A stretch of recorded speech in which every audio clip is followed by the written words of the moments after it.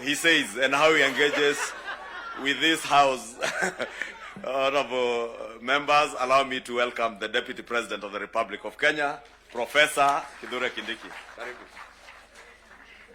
Thank you. I wanted the Leader of Majority to delay a bit because the Prime Minister stepped out, because I wanted to take the shortest time here, having seen what my predecessors have gone through. and you know, both my predecessors are just like me from academia. So I was very worried. I wanted really to delay until the Prime Minister comes back. But I'm grateful to what Dr. Zani and team are doing. You're helping the country deal with very, very difficult issues. I am also very impressed by Professor Makao Mutua's work.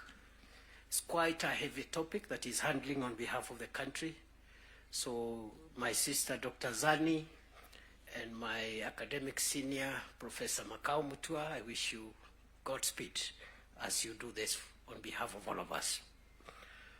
Your Excellency, the President, and Your Excellency, Prime Minister, and my colleagues, let me just say two things as we wait for the Prime Minister to come back and address us. The first one is, for the last 33 years, our country has revolved around majorly two political formations. And the difference in the political strength of those two major political formations has not been very big difference. We've been like that since we went into multi-party politics. So that you have a strong party winning, but even the opposition is fairly strong. What that means, therefore, is that our country, like all democracies, requires bipartisan consensus building, especially to deal with serious and heavy national issues and national challenges. I like what my mono in school and the leader of the National Assembly minority side, Junaid said, my distinguished mono. He said that bipartisan, oh, he's back. I was just praising you, Junaid.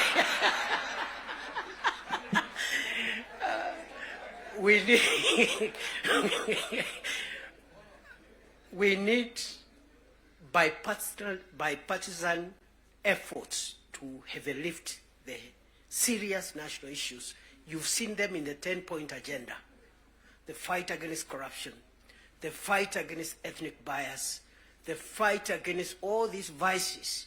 Without bipartisan efforts, no single side can be able to ever lift these national issues. So let us not underestimate what the leadership of the UDA through President Ruto, the leadership of ODM through His Excellency Raila Odinga has helped us to achieve as a nation. Because none of us alone would have enough political largesse to be able to even lift on some of the issues we are discussing here today. So we are in good space, and for that we must celebrate and acknowledge the visionary leadership of President William Ruto and the visionary leadership and statesmanship of our elder brother, the Honorable Raila Odinga.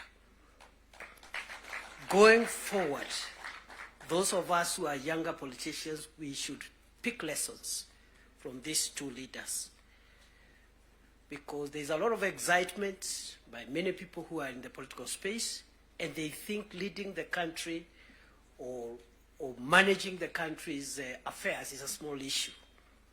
And some of the characters running up and down around, if they are given this nation to manage even for a day, the country will sink, because they don't have enough wisdom and enough foresight to be able to manage the complex society that is Kenya.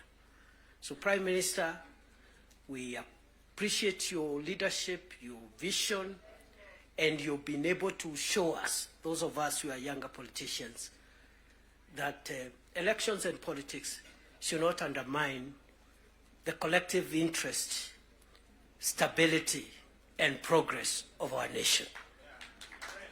You have helped us understand that individual ambitions to become whatever we want to become should not stand between us and our country's stability, progress, and sustainability. The last point I want to make now that we have reached where we wanted to reach is that, again, just to emphasize that I am happy to see again many political parties whose leadership is here, but although the NADCO and the 10-point agenda was introduced by the two largest parties, UDN and ODM, we have other allies who have joined us from both sides. And what this means is that the country is generally and gradually forming the national consensus that we are looking for. And therefore, for me, the lesson I pick, even looking at the leadership that has spoken here, Stewart Matzayo from Kilifi, Owen Baya from Kilifi, Junel Mohammed from Migori, Migori and other places, and myself. Those who have felt that perhaps they need space to show their leadership skills, yet they feel their background, their religion, their ethnicity disadvantages them. Their background, their religion, their ethnicity disadvantages them in a large national party to realize your dream, your potential, and your skills to be tapped than otherwise. And therefore, going forward, as we form coalitions and build our respective parties, let us look towards building national parties as opposed to sectarian parties, because that is where the future of our nation is best assured.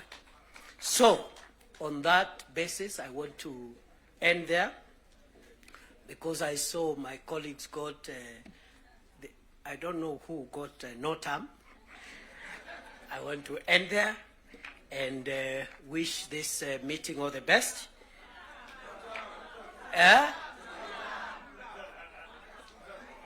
All right. Now, because our leaders are here, after the formal event is over, I'll remain behind, and then we'll also test a few slogans after that. With those many remarks, let me take this opportunity with a lot of respect to request